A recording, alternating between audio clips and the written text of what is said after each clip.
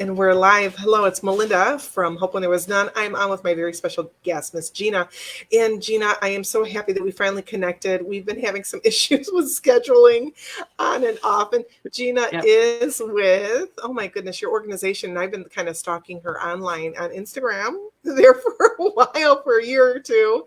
And she's a CEO of her own company, Speak Out, Get Out, and Stay Out, which provides resources to survivors on their journey.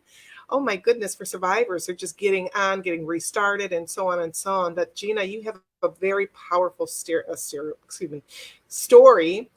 I'm going to let you take it away and tell us how you got into this, and then also what you do now. Okay. Well, first off, thanks for having me. I've been stalking you too on Facebook. On Instagram. So a lot of stalking going on. Yes, there is. So my story is I was born into domestic violence, the youngest of 7 children. So I say that, I came home from the hospital and was placed right into the domestic violence hell, So sadly, I have that unique perspective of what children go through, how it affects them, how it affects, their schooling and their attitudes and what they think is okay. Because when that's your normal, you don't know that hitting and the abuse and the acting out, you don't know that that's not normal. You think that's just how everybody lives.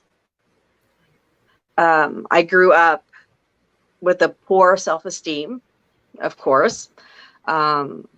Grew up thinking that I could never do anything good enough, or that anything that I tried was going to be a failure, because those were the words that I was told.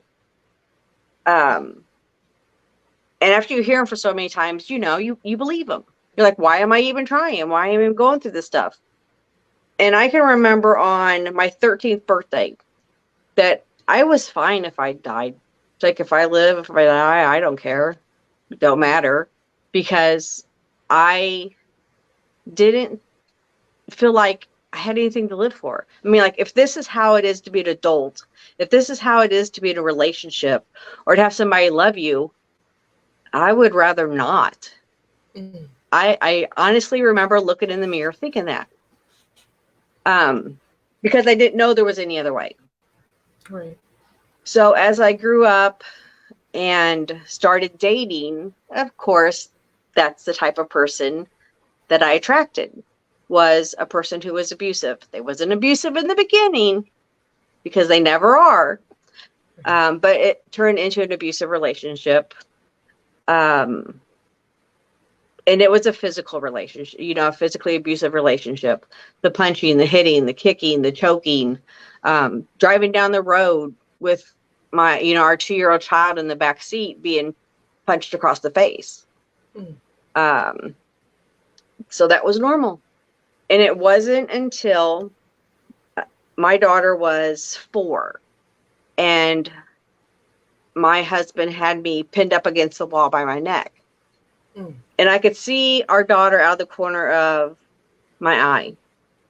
And it's hard to explain it, but it's like I transported into her body and was like seeing it through her eyes. And it's like, I am doing to her what my mom did to me.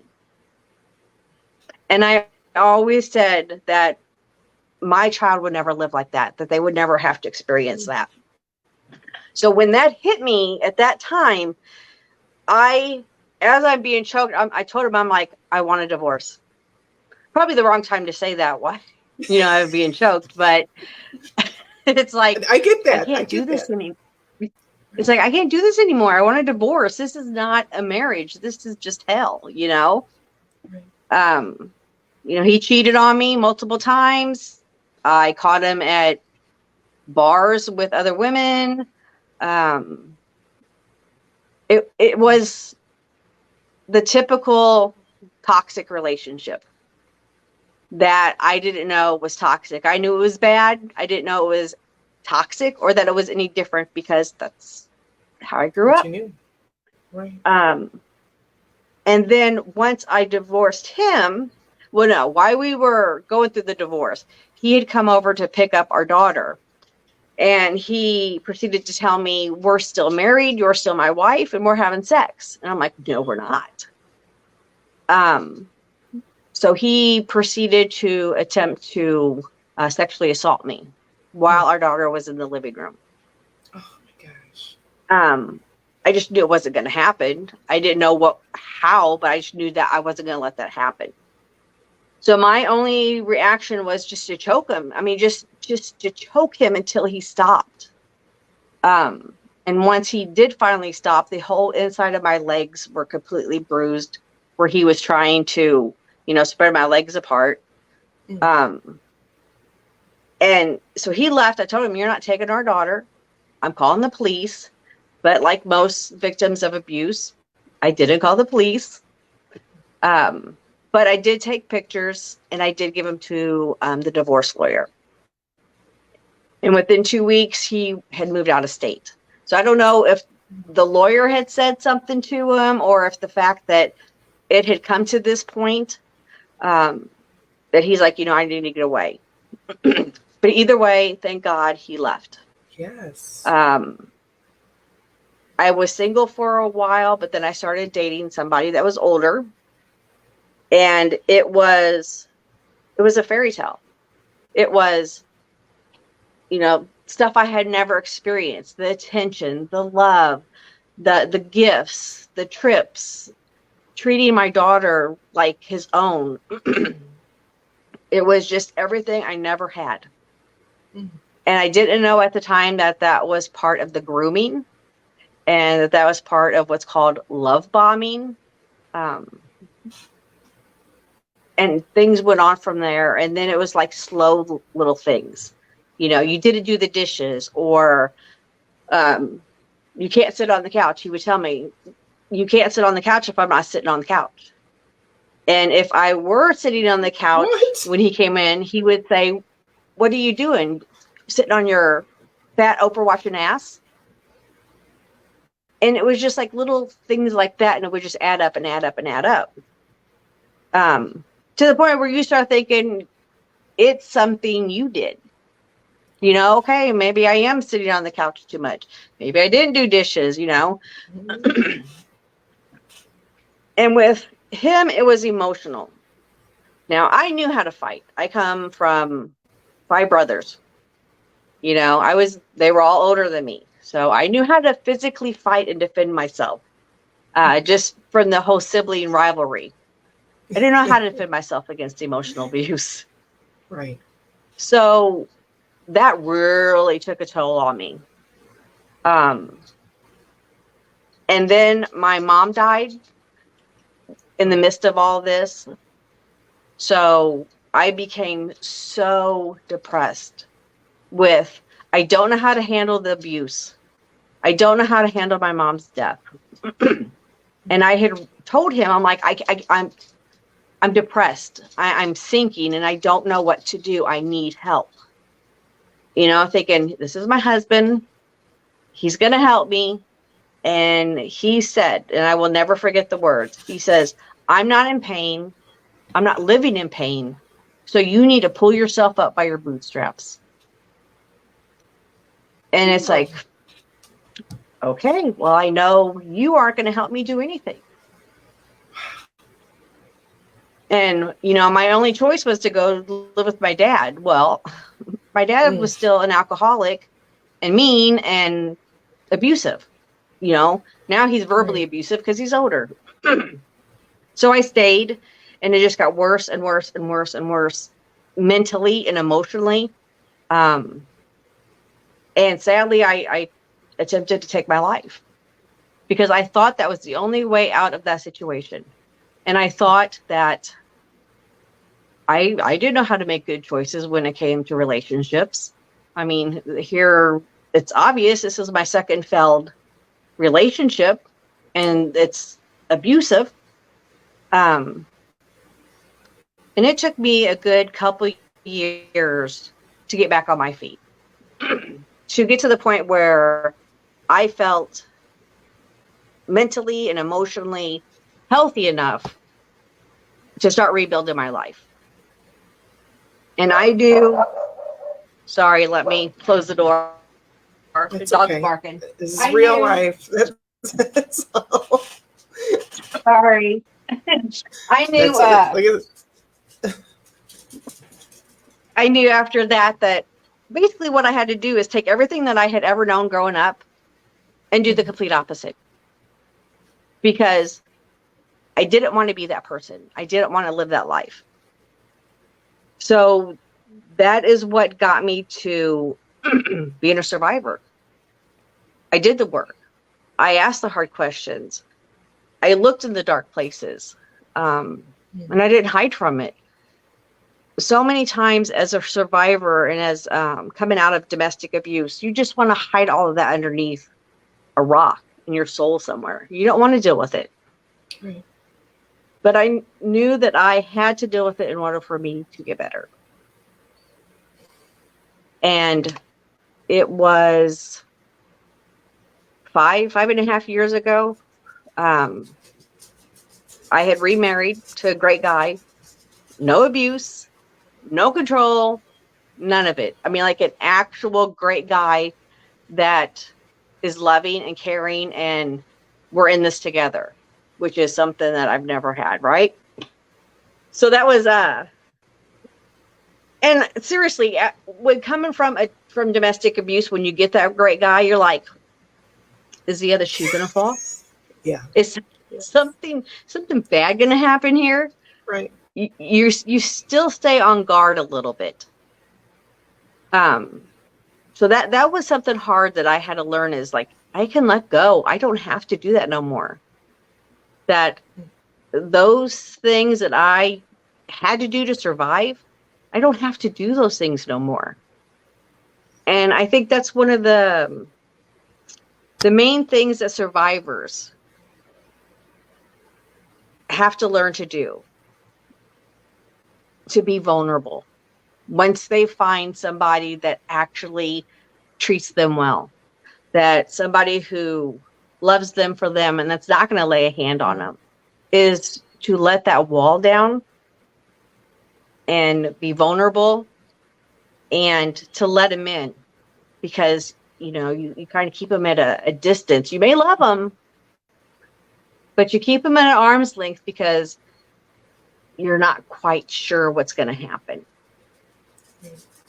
So that was something I had to learn and force myself to do in order to heal.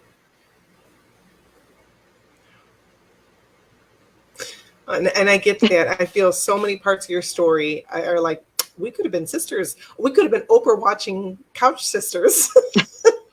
Could have sat there, ate our bonbons. Yes. Like, you too. Right. It's mine too. Like, yeah, okay, yeah, that's what I'm doing. Yeah. And the funny thing is I hear that from many of the gals that I talk to. That is such a common response.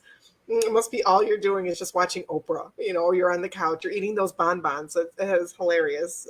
Oh, I mean, yeah. It's not when you're in it, but hearing that now, it makes me giggle. It really does. So yeah, you have done a tremendous I really think that there's a playbook.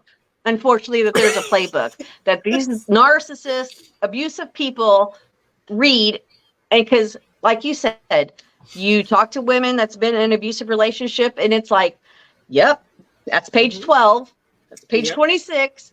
It's like they like read this book, and it's like, what's going on? Yes, it's kind of eerie how similar we are all connected. It really is with our It stories. Yeah, I agree. There has to be, there must be something. They're all connected. I don't know. I talked to a few gals early on. I'm like, oh my gosh, are they related to my ex? Wow, it is crazy. Yeah. It really is. So you have taken a tremendous amount of healing and have turned it into a wonderful business to help others. A wonderful, let's call it more of a mission and passion to help others. So tell me about what you do for survivors. How did you get to that point? Well, when I was, like I said, 5.5 years ago, ironically, I was diagnosed with what's called Fuchs dystrophy, which is my corneas had stopped working. Ooh. It's a hereditary thing, but I'm the first person in my family to be diagnosed with it. So I was going blind. I couldn't see a computer. I mean, I was going that blind.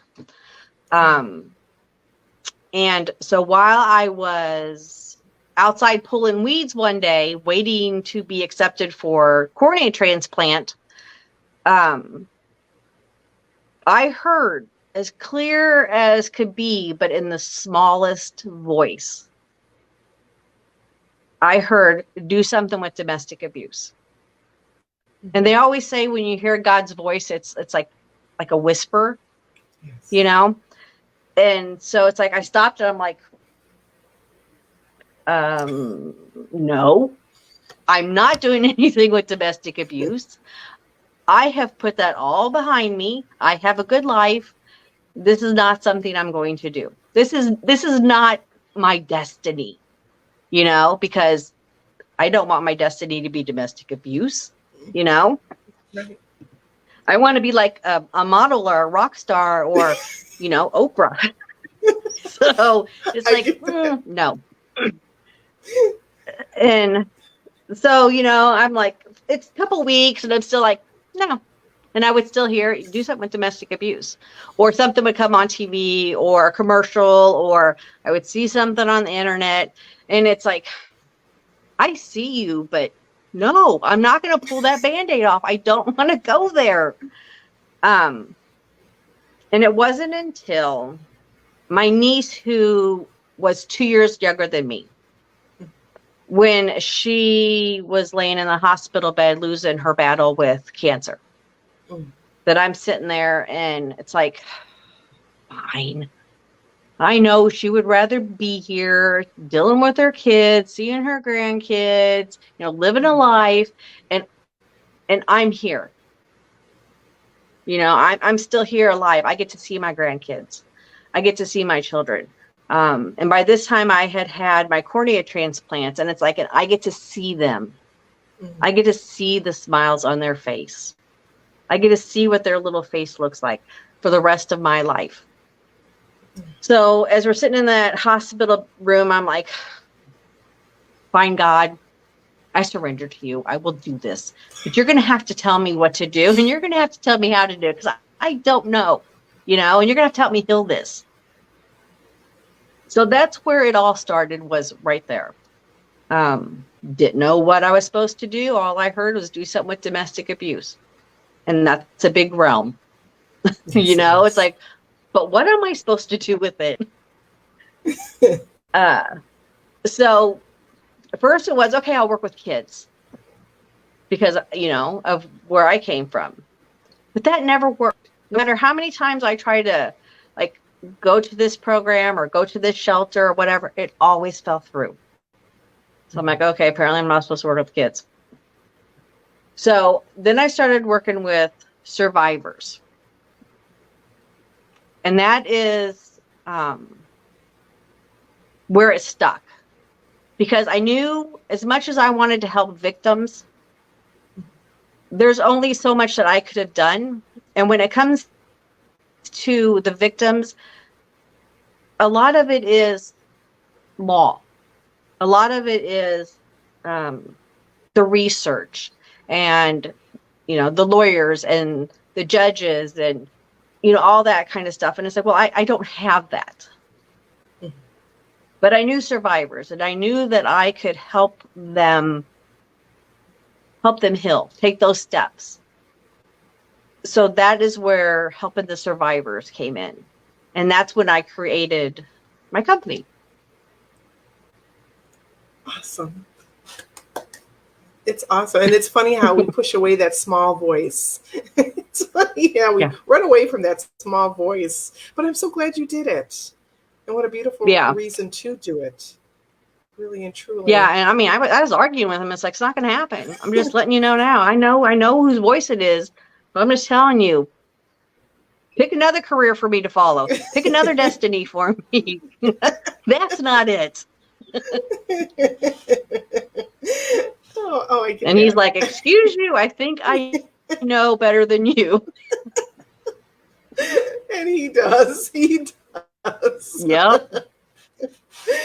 Oh Yeah. boy. So what is it you go to school? Do you still go to schools? And I know you do speaking with different Yes, agencies and I so on. and thankfully now the world's kind of opening back up. Yeah. I'm getting more into the speaking part of it again. I go to colleges and I help educate both females and males on the red flags, on domestic abuse, on what it is, what are the consequences. But I also help them understand consent, Yeah. for the sexual violence. And, a lot of people said, you just say it. You don't sugarcoat it. You're like, yeah, it's rape and you're going to go to prison. You're going to ruin your life. It's like, because these kids don't need somebody sugarcoating it for them, Right. because that leaves too much of a gray area. Just tell it like it is. If you do this, not only are you ruining your life, you're ruining your parents' life, your grandparents' lives, your aunts and uncles, your sisters, your brothers, and you're going to prison for a very long time. Right. So I believe 100% just tell it like it is, because we ain't got time for all this. This is a serious subject. Mm-hmm. And I go to churches and events around town. I help with like community things, anything that I can get to educate. I have a program that's called Unpack Your Past, because if you do not unpack your past, no matter what it is, you're going to take it with you. Mm-hmm. You're going to take this whole big giant suitcase of gunk and hurt and heartbreak and trauma, and you're going to carry that into this new relationship. You're going to set it right in the middle of that relationship and expect your partner to, one, not trip over it, to two, to heal it when it's not theirs to heal. True. So I try to teach them, you need to heal yourself, because it's not somebody else's responsibility to heal you. Because honestly, that's probably what got a lot of these women and men into abusive situations. They thought they could heal somebody. I see your pain. Let me help you heal that. Right. And it's so amazing, or not amazing, but it's so, I guess maybe heartbreaking when you hear that, because many times, unfortunately, victims do go right back into the pattern of another relationship. Yeah. And many times it's because they're lonely. Now they're Yeah. so used to being in that pattern of, well, with a person. And so I hear that a lot. So I'm lonely. I really want someone to love me. I want someone to hear me. I want someone to help me and heal me too. And, you let Yeah. down your guard, you let somebody back in, and it's just like you're going back through that. And I hate to keep calling it a cycle, but that's what it is. They keep going right back into those relationships with the person like they just left. And they're right back into Right. it. So unpacking it, I'm glad Yeah. you mentioned that. Definitely healing from that past. Yes. And Yeah, then what because does if that they look like? don't, well, if they don't realize that they have patterns, because everybody's got a type. Yes. Everybody has patterns. And if they aren't shown these patterns, these dating patterns, these relationship patterns, and not even with just the opposite sex, but it could be a pattern like you have a certain type of friend that you are drawn towards, and they're drawn towards you. There is a certain type of boss you get along with more, of people you get along with more. And if people aren't shown this, then they're going to keep repeating that same pattern and bringing those same people in. Right. So I help them to recognize this. I help them to understand that there are 6 different types of, basically six types of personalities. Like, what is yours? Who is it that you're attracted to? So that once they see it, they're like, oh, there that is. And I know that person is bad for me. So let's come over here a little bit.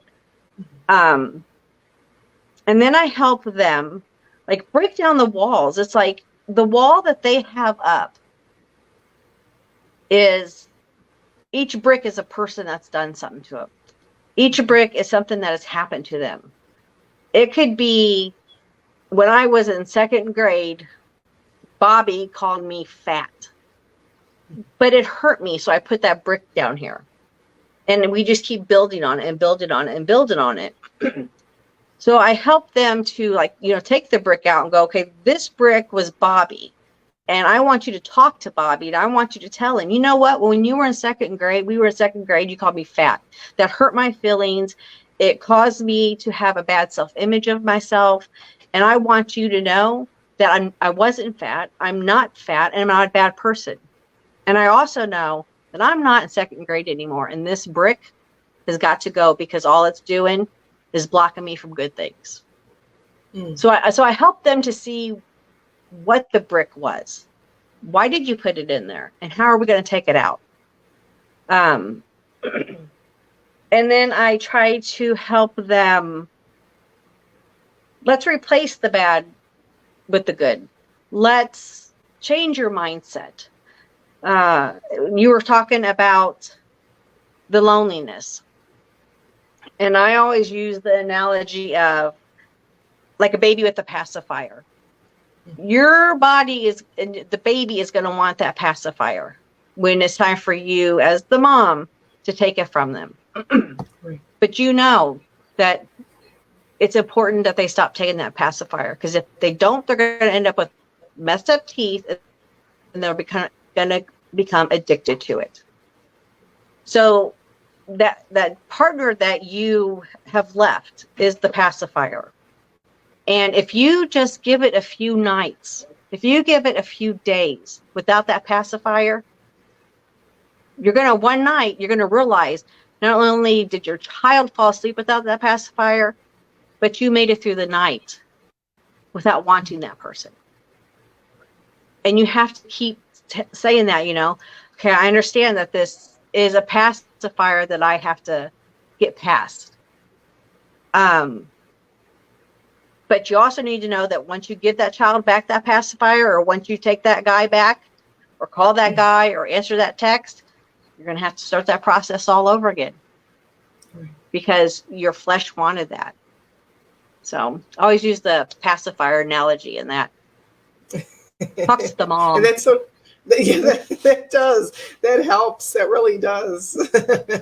and for me, I always think of, because personally I have a love-hate relationship with carbs and sugar. So I always think of me getting off of sugar, or, kicking that carbs, the bread and pasta, kicking that to the side. I wanted it so much, I could smell bread as I'm going past somebody's house.